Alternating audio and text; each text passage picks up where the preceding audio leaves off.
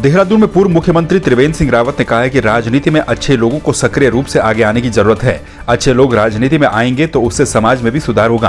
त्रिवेंद्र सिंह रावत ने नगर निगम के सभागार में दीप्ति रावत भारद्वाज को भाजपा महिला मोर्चा की राष्ट्रीय महामंत्री मनोनीत किए जाने के उपलक्ष्य में आयोजित अभिनंदन कार्यक्रम में ये बात कही। इस मौके पर मेयर सुनील उनियाल गामा, महिला मोर्चा की अध्यक्ष कमली भट्ट, महानगर बीजेपी के महामंत्री रतन सिंह चौहान मौजूद रहे। सीमांत जनपद पिथौरागढ़ में संस्कृति संरक्षण के लिए बड़े ऑडिटोरियम संग्रहालय में सत्ताधारी नेताओं ने अपना कब्जा कर लिया है।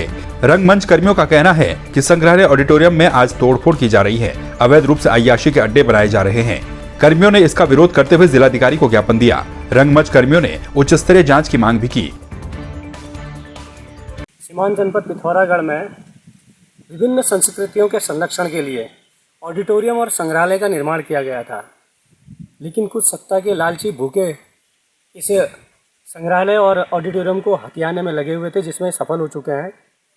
और आज यहाँ की जो संस्कृति है सीमांत की, वो हाशिए पर है और उस संग्रहालय में, उस ऑडिटोरियम में तोड़फोड़ की जा रही है। अवैध रूप से अय्याशी के अड्डे तैयार किए जा रहे हैं, जिसका हम विरोध करते हैं। और जिलाधिकारी महोदय से हम ये निवेदन भी करना चाहते हैं कि इस ऑडिटोरियम और संग्रहालय को जिन लोगों ने इनको दिया है, माफियाओं को, उनकी एक उच्च स्तरीय जांच कमेटी बनाकर उसकी पूरी जांच की जाए और दोषियों के खिलाफ मुकदमा दर्ज कराया जाए।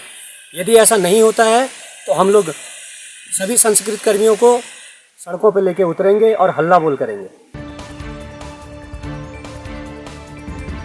पिथौरागढ़ जिले में हफ्ते में 2 दिन बाजार बंद किया जा रहा है, जिससे कोरोना पर काबू पाया जा सके। लेकिन बाजार खुलते ही लोगों की भीड़ से चिंता फिर बढ़ने लगी है। भारी तादाद में बाजार में लोग खरीदारी करने पहुंच रहे हैं। सोशल डिस्टेंसिंग की धज्जियां उड़ाई जा रही हैं। बाजार में आ रहे लोग न तो सोशल डिस्टेंसिंग का पालन कर रहे हैं, न ही मास्क पहने हुए दिखाई दे रहे हैं। सीएमओ हरीश पंत का कहना है कि जिले में संक्रमण का खतरा अभी भी बना हुआ है। लोगों से निवेदन है कि कोरोना गाइडलाइन का पालन करें। पिथौरागढ़ शहर में अभी भी संक्रमणता जो है वो बिल्कुल ख़त्म नहीं हुई है। रोज़ कम से कम 6, 7, 8 केस आ रहे हैं। तो मेरा पूरे पिथौरागढ़ की जनता से अपील रहेगी कि अभी भी मास्क का पहने, दूरी का पालन करें। और इस तरह बाजार में जो खुलेआम घूम रहे हैं, इससे दोबारा लौट की बीमारी आ सकती है। तो कृपया बिल्कुल जो कोविड बिहेवियर है उसका पालन करें और घर में रहें, और जब भी बाहर निकलें तो मास्क पहन के ही निकलें। विकासखंड पोखरी के सेमी मासो मोटर मार्ग पर पनाई के सेलूट तोक पर सड़क का पुस्ता टूटने से ग्रामीणों का रास्ता क्षतिग्रस्त हो गया, जिससे ग्रामीणों को दिक्कतों का सामना करना पड़ रहा है। क्षतिग्रस्त रास्ते की वजह से कभी कोई भी हादसा हो सकता है।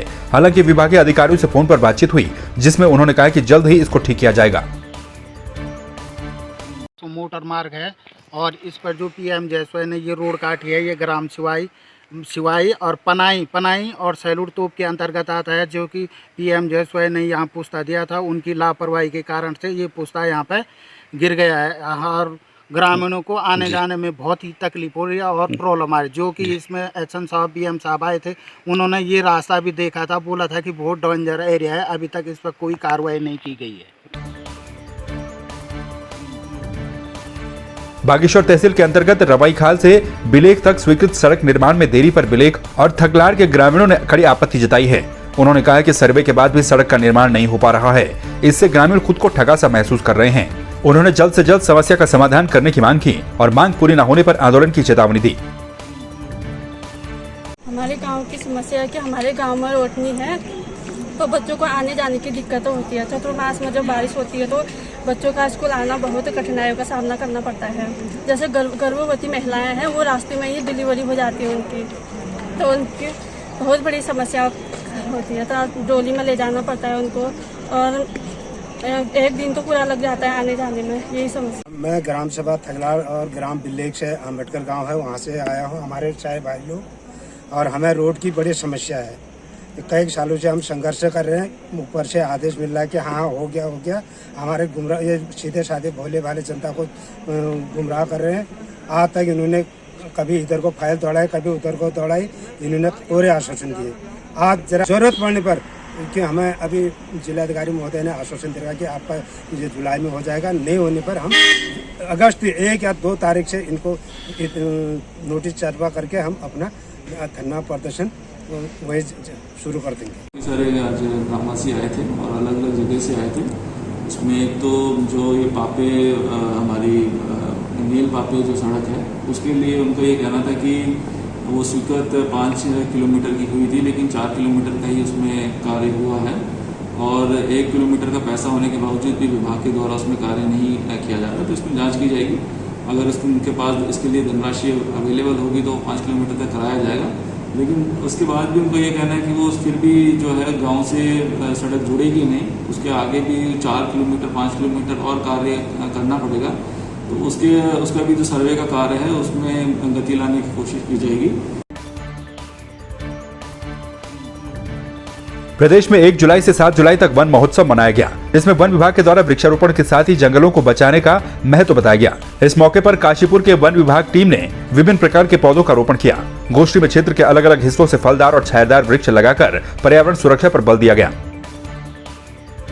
समय जो है हमारे वातावरण में जो गर्मी है और जो मनुष्य के लिए ऑक्सीजन बहुत इम्पोर्टेंट है, तो इसलिए पेड़ों का लगाना बहुत जरूरी है। तो हम प्रत्येक वर्ष 1 जुलाई से लेकर 7 जुलाई तक वन महोत्सव मनाते हैं और इसका उद्देश्य ये है कि हम अधिक से अधिक पेड़ लगाएं। इस वन महोत्सव की शुरुआत 1947 से ही हुई थी, जब से देश आज़ाद हुआ। तो प्रतिवर्ष हम जो है पेड़ अधिक से अधिक पेड़ लगाकर, लाखों की संख्या में पेड़ लगाकर ये जागरूकता प्रदान करना चाहते हैं कि क्या अगर पेड़ है तो तभी जीवन संभव है, और अधिक से अधिक पेड़ लगाकर इस प्रकृति को सुंदर बनाएं। बाजपुर के बन्नाखेड़ा वन क्षेत्र में जंगली हाथी ने एक व्यक्ति को मौत के घाट उतार दिया। घटना की सूचना मिलते ही वन विभाग और पुलिस की टीम मौके पर पहुंच गई। पुलिस ने शव को कब्जे में लेकर पोस्टमार्टम के लिए भेज दिया। सीओ वंदना वर्मा ने बताया कि शव के आसपास हाथी के पंजों के निशान देखने से प्रतीत होता है कि हाथी ने युवक की हत्या की है। बन्नाखेड़ा के बीकमपुरी में एक व्यक्ति कल शाम से लापता था। जब परिजनों के द्वारा तलाश की गई तो सुबह उसका शव मिला है और ऐसा संभावना जताई जा रही है कि हाथी के द्वारा उसको मारा गया है। ये मृतक को पंचायतनामा भर के हमने भिजवा दिया है और आगे की कार्रवाई की जा रही है। राष्ट्रीय बाघ संरक्षण प्राधिकरण यानी कि NTCA के निर्देश पर कॉर्बेट टाइगर रिजर्व सहित देश के सभी 50 टाइगर रिजर्व की तीसरे फेज में बाघों की गणना का काम शुरू कर दिया गया है। बाघों की गणना हर 4 साल में की जाती है। कॉर्बेट टाइगर रिजर्व ने 2019 में बाघों की आंतरिक गणना करवाई थी, जिसमें बाघों की संख्या 231 से बढ़कर 252 तक पहुंच गई थी, जिसकी घोषणा पूर्व मुख्यमंत्री त्रिवेंद्र सिंह रावत ने कॉर्बेट पार्क के धनगढ़ी गेट पर की थी। समेत 50-51 जो टाइगर रिजर्व हैं पूरे देश में, उनके वहाँ पर टाइगर गणना का काम, ऑल इंडिया टाइगर एस्टिमेशन का काम हर 4 साल में किया जाता है।